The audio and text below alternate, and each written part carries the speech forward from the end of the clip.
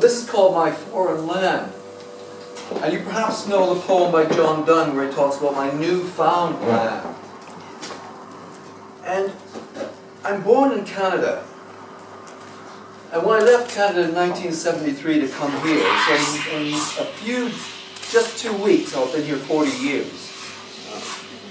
My first intention was to try to convince everyone that I never came from Canada. Can you imagine how silly that was with my accent?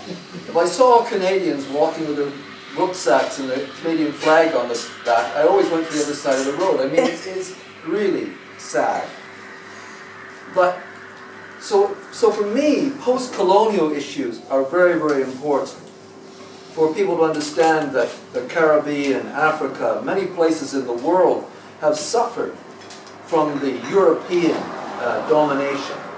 And how deep that was, even for me, that it wasn't until 1989 that I went back to my homeland and started to appreciate it as it was for the first time, that it had poetic potential, which is pretty laughable when you think that in 1973, the famous Caribbean poet Derek Walcott was going to go in Toronto to perform one of his plays, and Margaret Atwood was writing great poetry already, and so on.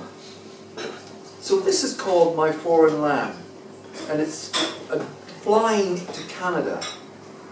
And one of the things I fantasize about when I'm flying over Canada, I wonder if all the First Nation tracks, all the paths of the people before the colonists, before the explorers, before the pioneers came, was visible, what would the landscape look like? With all those habitations that they created in areas now where no human can live, where they lived.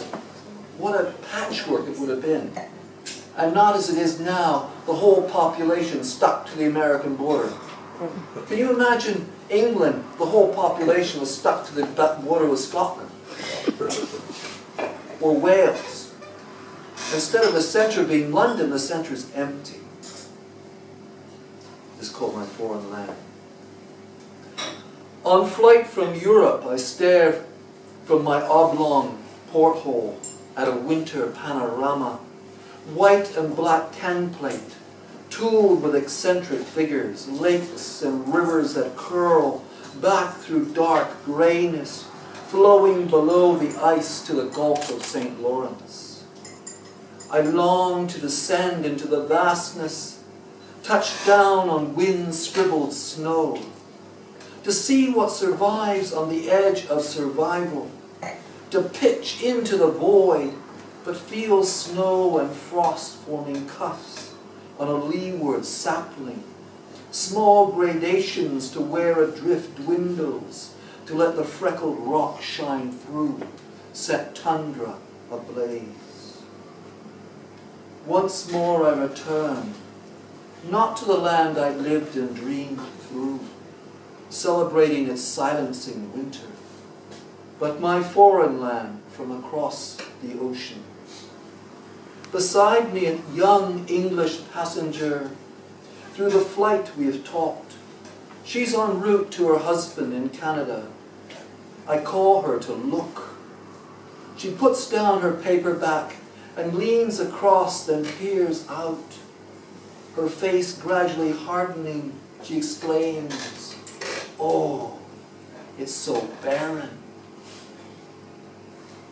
I think of the intimacy down there. Continuous freezing and releasing.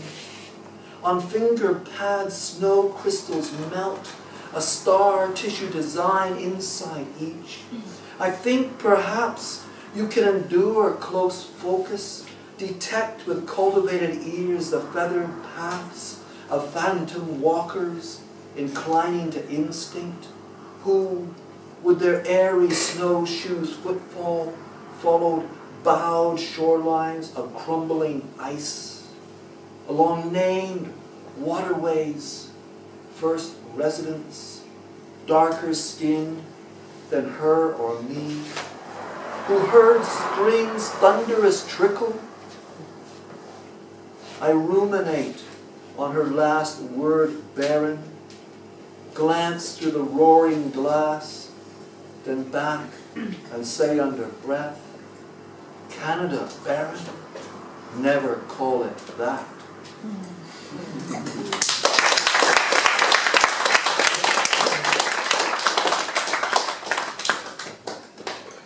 I think we have to remember the United States today, with what's happened in Boston. And, it seems like this is 2013.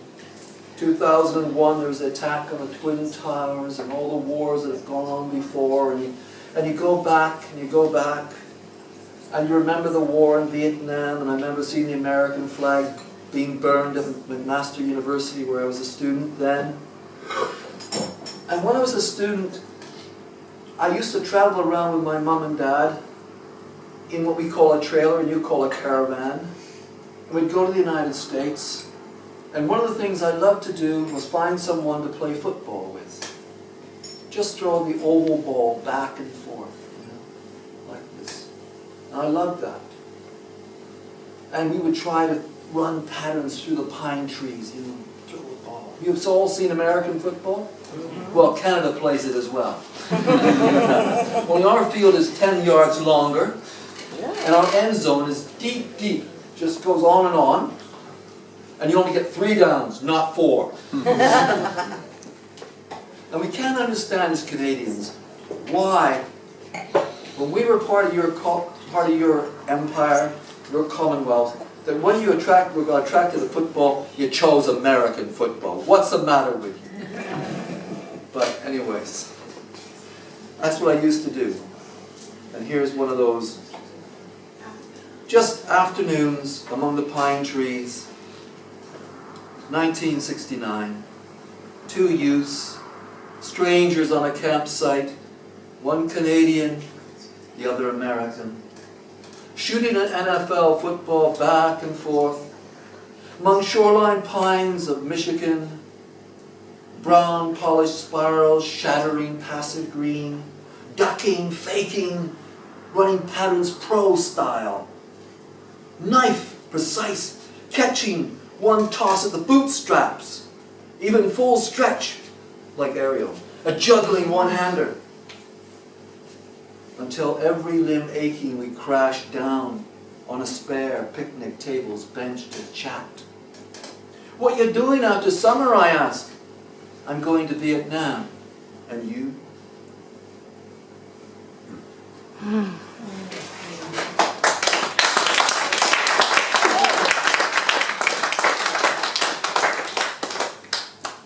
Much of my poetry is very personal, and sometimes I wonder if that's actually a bit of a problem, but I can't help it.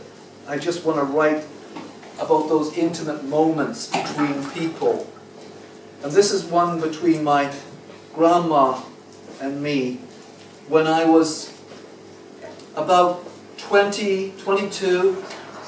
I worked as an orderly in an intensive care unit in a hospital, and my grandma was ill, and I decided to move in with her and look after her as much as I could.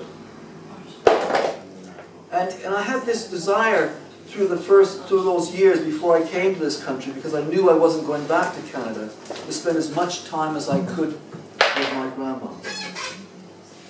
And on one of those times I was there, late at night, I heard her humming in the middle of the night. And I was unable to sleep, and I was sleeping in the big kitchen. And I heard this humming coming through the walls. And I had to get up and go into her space and sit there and be with her that night. And in this poem I try to describe some of my feelings about that occasion. Grandma's night. On a little stand, midpoint between her and me, lilies trumpeted a perfume that assumed love and ritual, except for her, resistant, yet sleeping. Guessed she was sleeping. I panned her living room, marble mantelpiece, glass-domed clock, mahogany stereo, and a long oval table, to her superficially serene. No distance between the fancy dining table's legs and bedstead. Life had turned inward so far.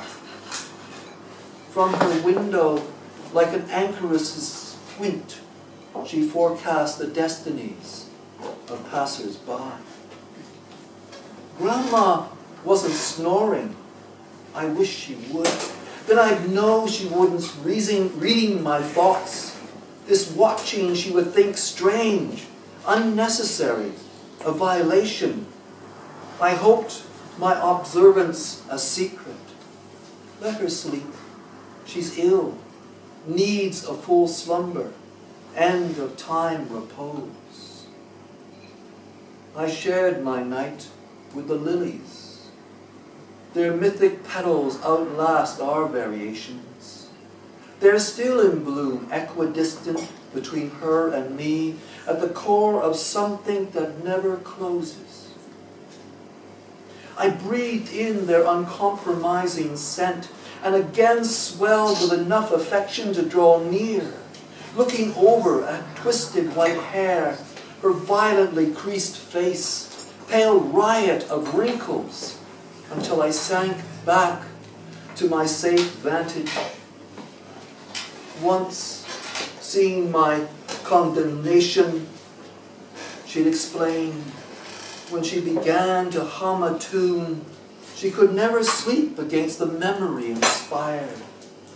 I'm still troubled hearing someone hum at a train station or on a bus, an unarticulated grief spoken. Why couldn't she speak with me? Sequencered in sound's absence, now and then erupted with gurgling breath as if she choked on sleep. When did we share? That worked over loose thought. When were we hand-fast allies? I waited alone in the massive hot clothes store as she rattled plastic hangers along a shiny rod, clashing them back and forth, hunting a dress, wanting an absent world to hear, the color, the imploring design.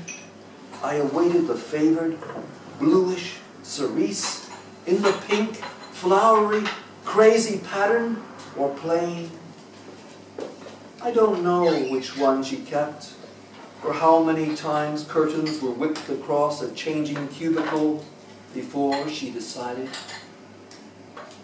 She was furthest from that frantic hunt for style and size, clamminess of discovery the night she died, similar to this, at the cool natter, she, out of touch with self, could renounce, as if a body fiercely gripped had been released. My vigil. In the end, I felt guilty, afraid I'd ripped the lace sack that encompasses love's source. The heart pumping in a heart. A true lover might deflect his gaze, sensing he's on the threshold of that inner place, to listen so intently. I calmed my conscience that tried to hound me back to my bed in the large kitchen, behind the wall from her stiff breathing, where earlier I'd first heard an arrhythmic hum that broke my doze, compelling me to get up, come into her space, to begin this surveillance. On her final midnight toward dawn cut off, I knew I'd be distant, remotest from comforting her heart. That knowledge rooted me hard to my place and caused me to scan the dark living room for a reply from life at its outermost point, to set against death at its nearest. How much more time? Another one? Back on the poem. You've got to put yourself in a position where you're a little bit under threat for that wheel inside to really start spinning like a Catherine wheel and flying stuff up.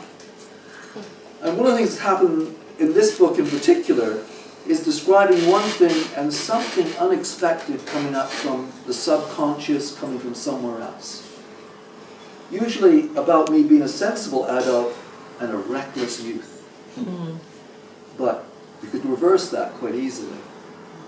This is called the waiting room. Unused seats crowd the lit-up waiting room, bolted against a stranded traveller. Along the platform under notices, latticed benches repeat. Is it a disembodied breath rocking the hinged sign? In the dark, flat pit, the double rails turn to rust. A slender-bodied signal light stands fixated on green, burns into the distance, mocking my late journeys. When youth's loneliness seemed exhilarating, whole metropolises flickered by, without one waving hand's encouragement or welcome. Where was I going? To a fragrant lover's bedroom that night, who afterwards fastened her door hard against imagining travelers. Did I jimmy open the front lock?